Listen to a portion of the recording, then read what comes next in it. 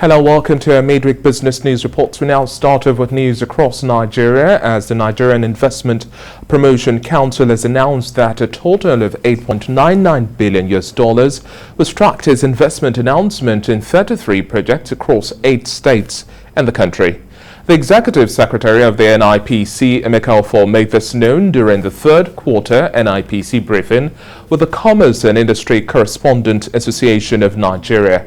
Mr. Ofor also reveals that the Commission is tracking investment announcements through the NIPC intelligence newsletter, adding that investment announcements give as a means of providing a fair sense of investor interest in the Nigerian economy. Also adds that in line with the course of delivering its mandate, the Commission is sustaining its engagement with subnational government through the state investment promotion agencies, which also adds that is aiming at expanding the current coverage of the Nigerian Investment Certification Program for states.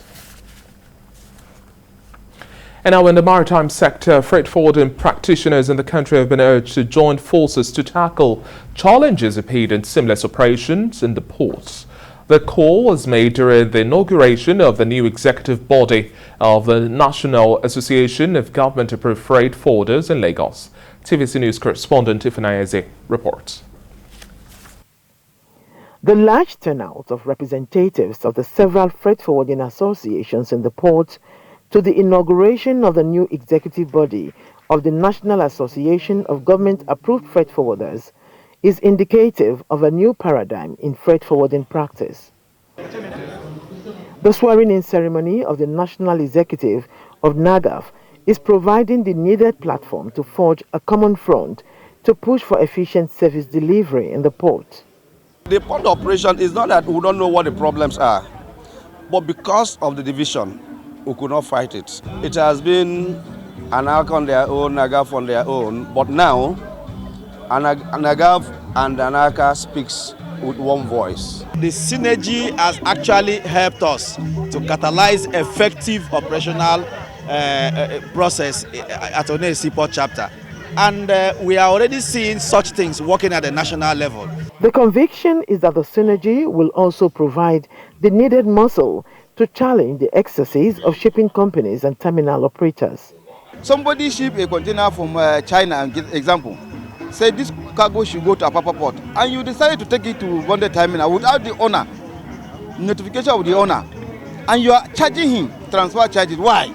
And the Shippers Council said nobody should be charged transfer charges, but the Shippers Council did not do the follow-up. That is another major problem we are having in this industry.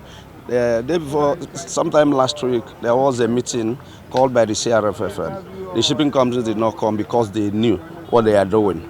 And now it's not going to be business as usual with the shipping companies because they are really defrauding us.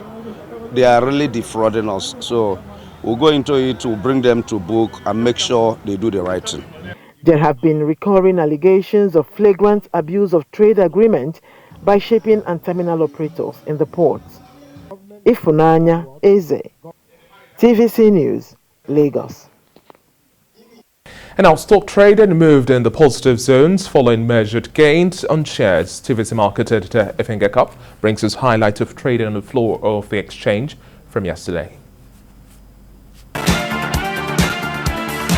Second day's trade this week returned the nation's stock market to positive deals, contrasting with losses of the previous day. It happened as many mid-cap firms made gains on their shares.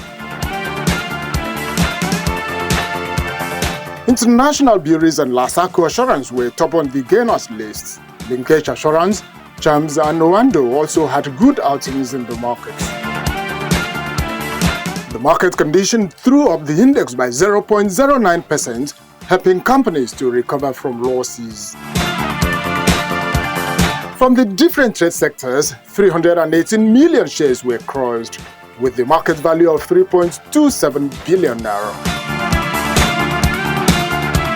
Major trade losers were USAN, FTN Coker, First Bank Holding, Unity Bank, and Chip PLC. Ifeanyi Ekop, TVC News, Lagos. And our shift in focus to the global markets. Global shares idled just below record highs on Tuesday, and currencies held tight ranges as nervous investors awaited the Federal Reserve's policy meeting, one of several central bank decisions this week that's also expected to set the tone for risk appetite. Asian shares were mixed, with the MSCI's gauge of Asia-Pacific shares outside Japan holding steady.